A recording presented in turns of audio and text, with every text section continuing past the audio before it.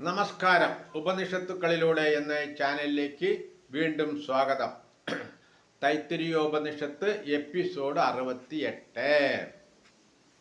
ഭൂ അഗ്നിയും ഭുവസ് വായുവും സുവസ് ആദിത്യനും മഹസ് ചന്ദ്രനുമാകുന്നു.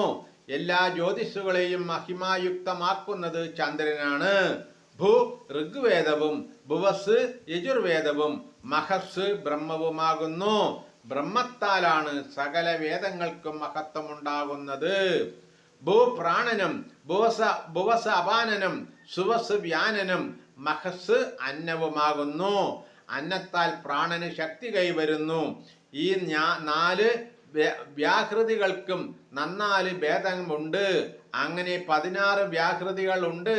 അവയെ അറിയുന്നവൻ ബ്രഹ്മജ്ഞൻ എന്ന് പറയപ്പെടുന്നു. എല്ലാ ദേവന്മാരും അവന് പൂജ അർപ്പിക്കുന്നു. ഹൃദയമാകുന്ന ആകാശത്തിൽ ഹിരൺമയനും മയോമയനും അമൃതസ്വരൂപനുമായ പുരുഷൻ സ്ഥിതി ചെയ്യുന്നു. 2 താലൂക്കൾക്കും മധ്യേ സ്തനം പോലെ മാംസപിണ്ഡം ഞാന്നു കിടക്കുന്നു. അതിനുള്ളിൽ കോശങ്ങളുടെ മൂലസ്ഥാനമായ ബ്രഹ്മരന്ധ്രം സ്ഥിതി ചെയ്യുന്നു.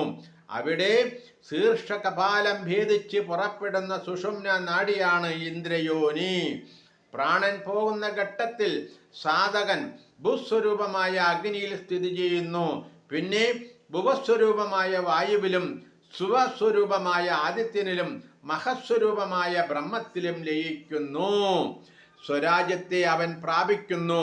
അതുപോലെ വാക്ക്, നേത്രം, ശ്രോത്രം, വിജ്ഞാനം എന്നിവയുടെ അധിപതിയായി ഭവിക്കുന്നു. ഇങ്ങനെ പൂർവോക്തമായ സാധനയുടെ ബലം ലഭിക്കുന്നു. ബ്രഹ്മം ആകാശം പോലെ വിശാലമാണ്. അത് സത്തയുള്ളതും പ്രാണങ്ങൾക്ക് വിശ്രമം കൊടുക്കുന്നതും ശാന്തിമയവും അവികാരിയുമാണ്. അത് മനസ്സിലാക്കി നീ അതിനെ ഉപാസിക്കുക. നമസ്കാരം. അടുത്ത എപ്പിസോഡിൽ